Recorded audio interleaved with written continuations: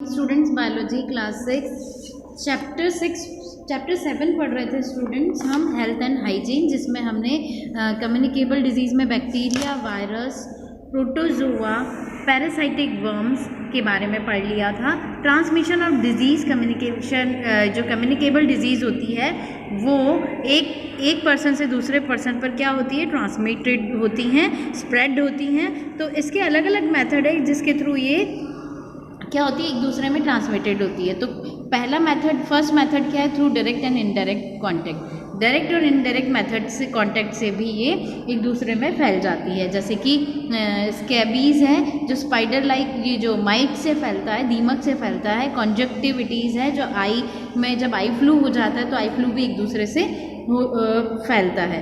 Common cold, influenza, ये सब भी एक दूसरे के कांटेक्ट में आने से फैलते हैं। उसके अलावा हमने ये through food and water through food के थ्रू जो डिजीज़ स्प्रेड होती है उसके बारे में भी पढ़ लिया था। वाटर से जो डिजीज़ एक दूसरे को होती हैं उसे कॉन्टेमिनेटेड वाटर बोर्न डिजीज़ भी बोलते हैं। कॉन्टेमिनेटेड वाटर से होती है जिसे वाटर बोर्न डिजीज़ भी बोलते हैं। जब वाटर, जो हमारे पीने का वाटर है, वो सीवेज से, वेस्ट वाटर से अगर मिल जाता है तो उससे रिलेटेड जो भी डिजीज़ होती हैं वो किसके थ्रू होती हैं, वाटर के थ्रू।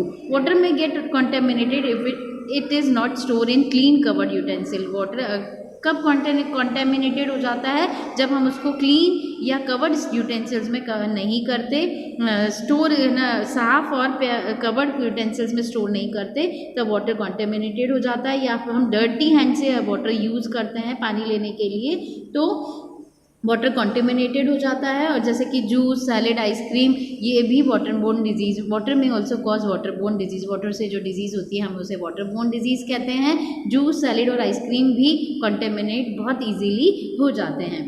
तो ये पढ़ लिया था। आज के वीडियो में हम आगे पढ़ेंगे। फूड में ऑल्सो भी the source of other kind of illness. Food से, खाने से भी बहुत सारी डिजीज़ हो जाती हैं। For example, under cooked fish और मीट में कैरी प्लास्टिसाइड वर्म्स। जो अंडर कुक जो फिश होती है या मीट होते हैं वो अगर कम कुक पकाया जाए तो उसमें पैरासाइटिक वर्म्स होते हैं, स्पेशली टैपवर्म। कौन से वर्म होते हैं, टैपवर्म। अनकवर्ड फूड में गेट कॉन्टेमिनेटेड बाय फ्लाइज। अगर आपका फूड को ढक के नहीं रखा है तो वो कॉन्टेमिनेटेड हो जाता है मक्खियों से।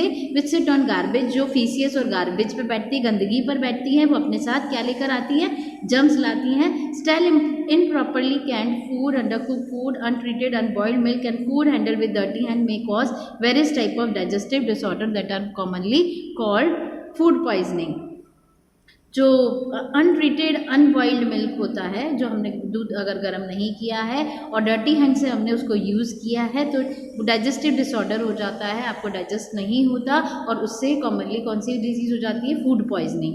अब ऐसी डिजीज़ जो एयर से होती हैं, common cold, influenza, measles, mumps, chicken pox and tuberculosis are some disease that spread through air. ये एयर से फैलती हैं। The germ such disease may be present in the nasal passage throat mouth cavity और lungs of a diseased person. ये germs, जो disease के germs होते हैं वो नोज में से होते हुए गले में चले जाते हैं, माउथ कैविटी से, और लंग्स में ये डिजीज़ को, ये पर्सन की लंग्स को इफेक्ट करते हैं। ये डिजीज़ लंग्स की हैं। When the person cough or sneeze, the germs come out with the droplet of saliva or mucus and float around in the air. जब कोई व्यक्ति, कोई पर्सन जिसको ट्यूबरक्लोसिस हो रखा है, अगर वो खांसता या छींकता है तो उसके सलाइवा से और म्यूकस से इसके जो जर्म्स हैं वो एयर में फ्लॉट करते रहते हैं। और जब भी कोई हेल्दी पीपल सांस लेता है, इनहेल दिस ड्रॉपलेट, अपने सांस में लेता है, दे आर इफेक्टेड, वो इफेक्टेड हो जाता है। That is why it is advisable to cover one nose and mouth in a handkerchief while sneezing और कफिंग। ये इसीलिए ये एडवाइस दी जाती है कि खांसते और छींकते टाइम अपने मुंह को क्या करना चाहिए, रुमाल से ढकना चाहिए, अपने माउथ को और नोज़ को रुमाल से ढकना चाहिए। With disease that spread through the air are called airborne disease. जो एयर से जो डिजीज़ फैलती है उसे एयरबोर्न डिजीज़ या ड्रॉपलेट इन्फेक्शन भी कहा जाता है। वो डिजीज़ जो एयर से फैलती है उसे ड्रॉपलेट डिजीज़ या ड्रॉपलेट इन्फेक्शन या एयरबोर्न डिजीज़ कहा जाता है। अब है through insect and other organism. दूसरे ऑर्गेनिज और इंसेक्ट से फैलने वाली disease. Some insect act as a carrier of germs through they themselves do not get affected by them.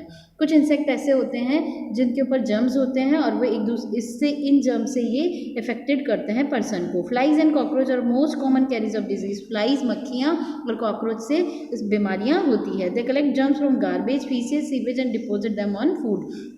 ये जर्म्स को कलेक्ट करती हैं गार्बेज से, फीसियस से और सीवेज से, गंदगी से ही अपने और फूड पर जाकर बैठ जाती हैं। They spread the germs of disease like typhoid, dysentery, cholera. इससे टाइफाइड, डिसेंट्री और कॉलेरा जैसी बीमारियां होती हैं। कॉलेरा में उल्टी दस्त होते हैं।